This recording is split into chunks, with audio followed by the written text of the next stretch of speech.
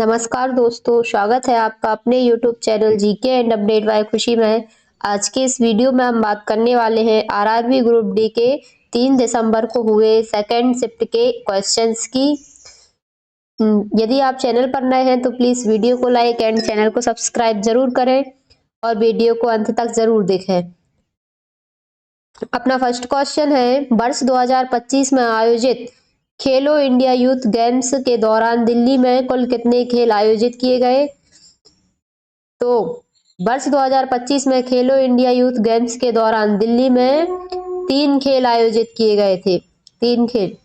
खेलो India youth games Bharat सरकार की एक प्रमुख खेल पहल है, भारत सरकार की, जिसका उद्देश्य युवाओं के खेलों के प्रति प्रोत्साहित करना और अंतर्राष्ट्रीय स्तर के खिलाड़ियों को तैयार करना।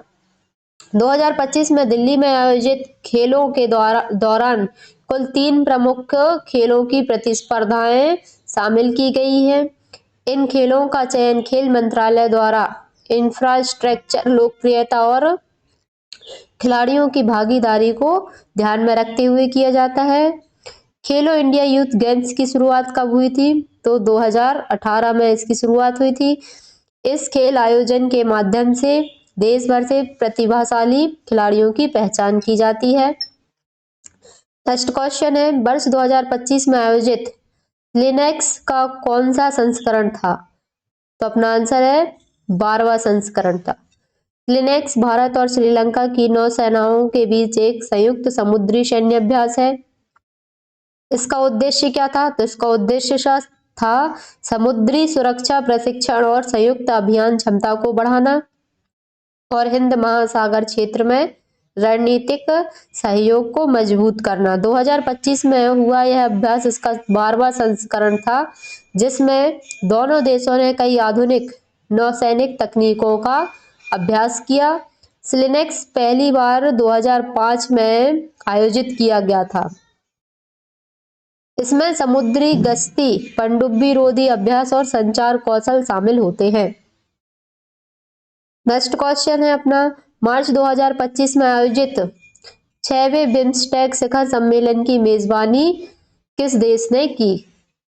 तो अपना आंसर है, किस देश ने की थी? थाईलैंड ने। बिम्स्टेक दक्षिण व दक्षिण पूर्व एशिया के 7 देशों का क्षेत्रीय संगठन है। इसका उद्देश्य क्या है? तो इसका उद्देश्य है आर्थिक सहयोग, तकनीकी प्रगति, सुरक्षा और सांस्कृतिक आदान प्रदान को बढ़ावा देना। 6वीं बैठक 2025 में थाईलैंड में आयोजित की गई, जिसमें व्यापार, सुरक्षा, आतंकवाद विरोधी और नीतियों जैसे जल सहयोग जैसे मुद्दों पर चर्चा हुई। बिम्स्टेक की स्थापना कब हुई थी? तो उसकी स्थापना हुई थी 1957 में। और इसमें कौन कौन से सदस्य देश बने थे? तो वो थे भारत, बांग्लादेश, भूटान, नेपाल, श्रीलंका, म्यांमार और थाईलैंड। नेक्स्ट क्वेश्चन है अपना, अवतल दर्पण में जब वस्तु को ध्रुव और फोकस के बीच रखा जाता है तो बनने वाला प्रतिबिंब कैसा होता है? तो अपना आंसर है आभासी, सीधा और बड़ा। अवतल दर्पण एक आभासी दर्पण होता है। जब वस्तु ध्रुव और फोकस के बीच आती है तो परावर्तित किरणें पीछे की ओर फैलती हुई प्रतीत होती है, जिससे प्रतिबिंब दर्पण के पीछे बनता है। यह प्रतिबिंब हमेशा बड़ा, सीधा और आभासी होता है। इसी सिद्धांत का उपयोग सेविंग मिरर और मेकअप मिरर में किया जाता है। दूरदर्शी और हेडलाइट्स में भी इसी अवतल दर्पण का उपयोग किया जाता है। नेक्स्ट क्वेश्चन है, ल्यूकोप्लास्ट का मुख्य कारण क्या है? तो स्टार्च एवं भोजन का भंडारण इसका मुख्य कारण होता है। ल्यूकोप्लास्ट पौधों की कोशिकाओं में पाए जाने वाले प्लास्टिक का एक प्रकार है। ये रंगहीन होते हैं और मुख्य रूप से भोजन के भंडारण के लिए उत्तरदायी होते हैं। कुछ ल्यूकोप्लास्ट स्टार्च, कुछ प्रोटीन और कुछ तेल का भंडारण करते हैं।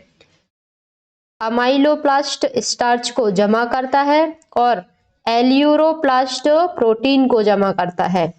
नेक्स्ट क्वेश्चन है, विकसित भारत @2047 विजन के अंतर्गत कौन सा प्रमुख अंतरिक्ष मिशन शामिल है?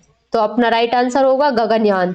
भारत का गगनयान मिशन इसरो द्वारा विकसित मानव रहित अंतरिक्ष मिशन है, जिसका उद्देश्य क्या है? तो इसका उद्देश्य है भारतीय अंतरिक्ष यात्रियों को निम्न पृथ्वी कक्ष में भेजना। यह मिशन भारत को उन चुनिंदा देशों के लिए श्रेणी में लाकर खड़ा करेगा जिसके पास मानव अंतरिक्ष उड़ान की तकनीक है।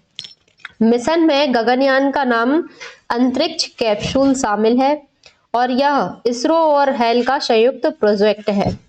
नेक्स्ट क्वेश्चन है, रिफ्लेक्स एक्शन में मुख्य रूप से कौन सा अंग भाग लेता है?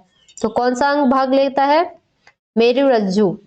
रिफ्लेक्स एक्शन स्वचालित तेज एवं अनैच्छिक क्रियाएं होती है जो अचानक होने वाली स्थितियों में शरीर की रक्षा करती है।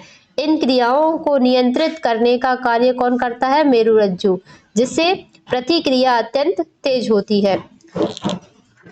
जैसे गर्म चीज को छूने पर हाथ तुरंत पीछे की ओर खींच लेना, ये क्या है? प्रतिक्रिया है। मस्तिष्क केवल परिणाम की जानकारी बाद में प्राप्त करता है। नेक्स्ट क्वेश्चन है, समान चाल के डिस्टेंस टाइम ग्राफ की ढलान कैसी होती है? तो अपना राइट आंसर होगा इसका, कोई परिवर्तन नहीं होता। समान चाल वह स्थिति है जब वस्तु एक समान दर से दूरी तय करती है। डिस्टेंस टाइम ग्राफ सीधी रेखा होती है जिसकी ढलान स्थित होती है। इसका अर्थ है कि चाल स्पीड के साथ और समय के साथ नहीं बदल रही है। यदि ग्राफ सीधी क्षैतिज रेखा हो तो वस्तु स्थिर रहेगी और यदि ढलान बढ़े तो चाल बढ़ जाएगी। नेक्स्ट क्वेश्चन है, 2025 एशियाई एथलेटिक्स चैंपियनशिप में 200 मीटर दौड़ में भारत के लिए कांस्य पदक किसने जीता? तो अपना राइट आंसर होगा अन्निवेश कपूर। भारतीय धावक अन्निवेश कपूर ने 2025 एशियाई एथलेटिक्स चैंपियनशिप में 200 मीटर स्प्रिंट में कांस्य पदक जीतकर इतिहास रच दिया। उन्होंने 20.32 सेकंड का समय निकाला जो भारत के लिए राष्ट्रीय रिकॉर्ड बन गया है। यह प्रदर्शन भारत की स्प्रिंटिंग क्षमता को अंतर्राष्ट्रीय स्तर पर स्थापित करता है। 200 मीटर दौड़ में उच्चतम स्पीड और स्टेमिना दोनों की आवश्यकता होती है। नेक्स्ट क्वेश्चन है, सोलेनॉइड के अंदर चुंबकीय क्षेत्र कैसा होता है? तो अपना राइट आंसर होगा इसमें एक समान। सोलेनॉइड एक लंबी कुंडली होती है जिसमें विद्युत धारा प्रवाहित करने पर अंदर मजबूत और एक समान चुंबकीय क्षेत्र बनता है। इसका उपयोग है इलेक्ट्रोमैग्नेट रिले और एमआरआई मशीनें और मोटरों में किया जाता है। चुंबकीय क्षेत्र की दिशा राइट हैंड थंब्स रूल से ज्ञात की जाती है। नेक्स्ट क्वेश्चन है, 2025 में इंटरनेशनल बुकर प्राइज किसे दिया गया था? तो इंटरनेशनल बुकर प्राइज किसे दिया गया था? बानू मुश्ताक को। इंटरनेशनल बुकर प्राइज साहित्य जगत का एक प्रतिष्ठित पुरस्कार है जो किसी अनुदित पुस्तक और उसके लेखक अनुवादक को दिया जाता है। 2025 में यह पुरस्कार बानू मुश्ताक को प्रदान किया गया। उनकी पुस्तक में सामाजिक मुद्दों, मानव मनोविज्ञान और सांस्कृतिक असमानता को गहराई से प्रस्तुत किया जाता है। यह पुरस्कार 2005 से प्रदान किया जाता है जिसमें विजेता को लगभग 5 लाख रुपए की राशि दी जाती है। इसे विश्व के सबसे बड़े साहित्यिक सम्मानों में गिना जाता है। नेक्स्ट क्वेश्चन है, पेरिस मैराथन 2025 कब शुरू हुआ था? तो यह कब शुरू हुआ था? 13 अप्रैल 2025 को पेरिस मैराथन शुरू किया गया था। पेरिस मैराथन विश्व की सबसे लोकप्रिय और ऐतिहासिक मैराथनों में से एक है। 2025 में यह मैराथन 13 अप्रैल को आयोजित की गई जिसमें दुनिया भर से लाखों धावक शामिल होते हैं। मैराथन पेरिस के प्रतिष्ठित स्थलों एफिल टावर, शॉज़-ए-लीज़े और नोट्रे डेम कैथेड्रल से होकर गुजरती है। पहली पेरिस मैराथन कब हुई थी? तो यह कब हुई थी? 1976 में आयोजित की गई थी और इसकी दूरी क्या थी मैराथन की? तो वो थी 42.195 किलोमीटर। इसे world athletic gold level race का दर्जा प्राप्त किया गया है। नेक्स्ट क्वेश्चन है, अगस्त 2025 में आरबीआई ने किन 2 बैंकों के विलय की मंजूरी दी है? तो इसमें अपना राइट आंसर होगा, दो बैंक कौन कौन से रहेंगे, तो new India cooperative bank limited और शाश्वत कोऑपरेटिव बैंक लिमिटेड, ये दो बैंक है जिसने आरबीआई ने बैंकों के विलय की मंजूरी दी है। भारत का केंद्रीय बैंक आरबीआई समय समय पर सहकारी एवं वाणिज्यिक बैंकों के लिए विलय को मंजूरी देता है ताकि बैंकिंग प्रणाली मजबूत हो सके। अगस्त 2025 में आरबीआई ने न्यू इंडियन कोऑपरेटिव बैंक और सारस्वत कोऑपरेटिव बैंक में मर्ज करने की अनुमति दी। इसका उद्देश्य क्या था, तो इसका उद्देश्य था ग्राहक सेवा, बैंकिंग की पूंजी संरचना और डिजिटल बैंकिंग क्षमता को मजबूत करना। इससे दोनों बैंकों के लगभग 5 लाख से अधिक ग्राहक लाभान्वित होते हैं। भारत में सहकारी बैंकिंग क्षेत्र वित्तीय समावेशन में बड़ी भूमिका निभाता है। आरबीआई ऐसे विलयों को बैंकिंग स्थिरता बढ़ाने के लिए जरूरी मानता है। नेक्स्ट क्वेश्चन है, 2025 में आयोजित सिम्बैक्स का कौन सा संस्करण था, तो 2025 में आयोजित सिम्बैक्स का 32वां संस्करण था। सिम्बैक्स भारत और सिंगापुर की नौसेनाओं के बीच हर वर्ष आयोजित होने वाला एक महत्वपूर्ण समुद्री द्विपक्षीय अभ्यास है और यह अभ्यास पहली बार कब शुरू किया गया था, तो यह किया गया था 1994 में और तब से लगातार दोनों देशों के बीच समुद्री सुरक्षा, आपसी सहयोग और समन्वय समन्वय को मजबूत करता है। 2025 के संस्करण में उन्नत युद्धाभ्यास, समुद्र निगरानी, पनडुब्बी रोधी अभ्यास, मिसाइल फायरिंग ड्रिल और नौसैनिक समन्वय जैसे कई जटिल अभियानों पर ध्यान दिया गया है। नेक्स्ट क्वेश्चन है अपना, विश्व पर्यावरण दिवस के अवसर पर प्रधानमंत्री द्वारा शुरू किए गए अभियान का नाम क्या है, तो इस अभियान का नाम क्या है, एक पेड़ माँ के नाम। एक पेड़ माँ के नाम अभियान 5 जून विश्व पर्यावरण दिवस पर प्रधानमंत्री द्वारा शुरू किया गया। यह एक राष्ट्रीय जन आंदोलन है और इसका उद्देश्य क्या है, तो इसका उद्देश्य है लोगों को पर्यावरण संरक्षण के लिए प्रेरित करना और प्रत्येक नागरिक को कम से कम एक पौधा अपनी माँ के नाम पर लगाने के लिए प्रोत्साहित करना। अभियान का मकसद है कि व्यक्ति पेड़ लगाने को भावनात्मक रूप से परिवार, विशेषकर माँ के साथ जुड़े, ताकि लोग पेड़ को केवल रोपे ही नहीं बल्कि उसे बड़े होते हुए भी संभाले। नेक्स्ट क्वेश्चन है, दिसंबर 2024 में निम्न में से कौन सा संविधान संशोधन विधेयक संसद में पेश किया गया था, तो 129वां संविधान संशोधन विधेयक दिसंबर 2024 में संसद में पेश किया गया था।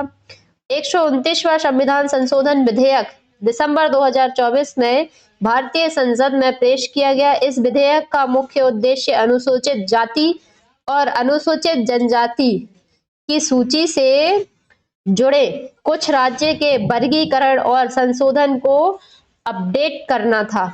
संविधान संशोधन विधेयक आमतौर पर 341 अनुसूचित जाति और 342 अनुसूचित जनजाति में बदलाव करने के लिए लाए जाते हैं। ऐसे संशोधन राज्य की सिफारिश और केंद्र सरकार की समीक्षा के बाद ही संसद में लाए जाते हैं ताकि किसी समुदाय को सही सामाजिक व आर्थिक पहचान और लाभ मिल सके। नेक्स्ट क्वेश्चन है, महिलाओं में मुख्य रूप से हार्मोन स्रावित करने वाला प्रमुख अंग कौन सा होता है, तो अपना राइट आंसर होगा इसमें महिलाओं में प्रमुख हार्मोन स्रावित करने वाला अंग अंडाशय होता है। यह महिला प्रजनन तंत्र का सबसे महत्वपूर्ण अंतःस्रावी अंग है।